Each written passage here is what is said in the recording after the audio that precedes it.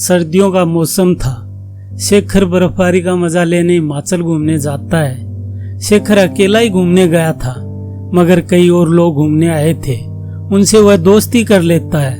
वह उनसे जल्द ही घुल मिल गया और उनका एक ग्रुप बन गया। उसके ग्रुप में वो 10 लोग थे।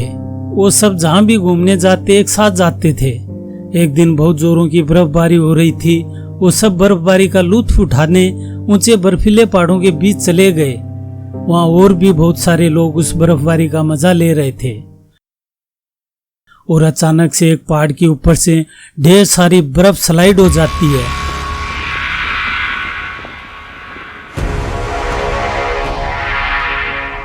और चारों तरफ बर्फ का गुबार छाने लग जाता है। शेखर और उसके दोस्त अचानक ऐसा होते हुए देखकर घबरा जाते हैं।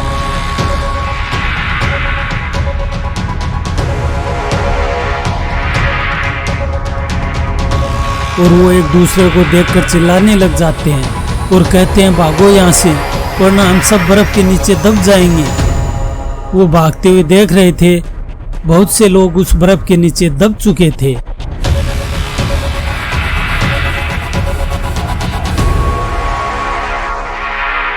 वो हाँफते हुए वहां से जैसे तैसे अपने होटल पहुंच जाते हैं और राहत की सांस लेते हैं। बर्फ गिरना शांत हो जाती है और बचाव दल वहां पहुंचता है।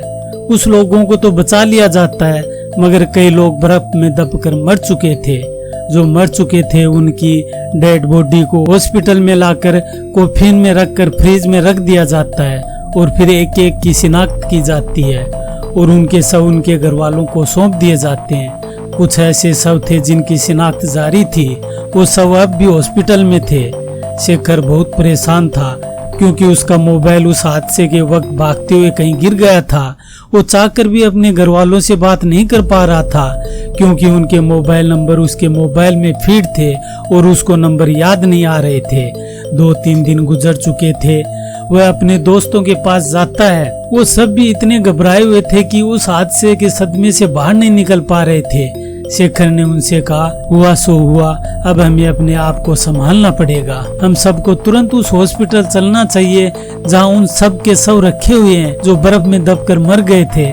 शायद उनमें अपनी जान पहचान का कोई मिल जाए और हम उसका शव उसके घर वालों तक पहुंचाने में मदद कर सकें। फिर वो सब दोस्त हॉस्पिटल पहुंच जाते हैं। वो सब बहुत उदास थे। शेखर की नजर अचानक से अपने घर वालों पर पड़ती है। वो सब एक कॉफिन के पास खड़े थे और उनकी आंखें से आंसू बह रहे थे।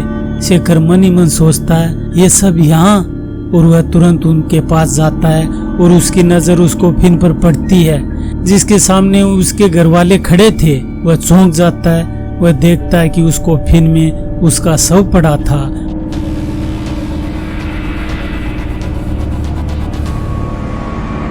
और फिर दाएं बाएं देखता है तो जो कॉफिन पड़े थे उनमें उसके दोस्तों के भी शव पड़े थे। फिर दूसरी तरफ देखता है तो उसके दोस्त खड़े थे। शेखर अपनी मम्मी पापा से बोलता है मगर कोई जवाब नहीं मिलता है। वह वहां से अपने दोस्तों के पास आता है और उनसे कहता है, अब चलो यहाँ से, अब हमसे अपने घर वाले कभी नहीं मिल सकेंगे, कभी नहीं मिल सकेंगे, कभी नहीं मिल सकेंगे, कभी नहीं मिल सकेंगे, कभी नहीं मिल सकेंगे।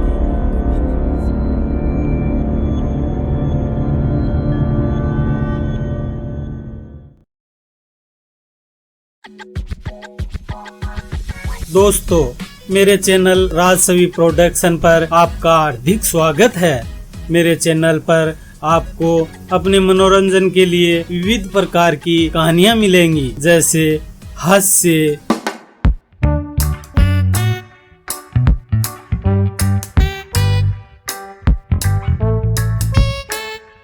व्यंग्य, गंभीर, जासूसी,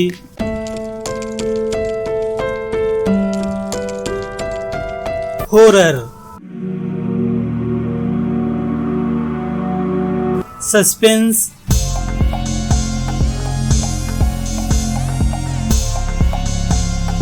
या फिर एक ही टॉपिक पर कहानियों की सीरीज। मैं आशा करता हूँ आपको ये बहुत पसंद आएंगी। लंबा सफर हो, कोई हम सफर ना हो, तो मेरी कहानियों को हम सफर बनाइए। व्यस्त जीवन की आपाधापी थकान भरी जिंदगी से आराम के लिए कुछ समय मेरे चैनल के साथ अवश्य गुजारिए। आशा करता हूँ आपका प्यार मुझे हमेशा अवश्य मिलता रहेगा। चैनल को सब्सक्राइब कीजिए और कमेंट जरूर कीजिए।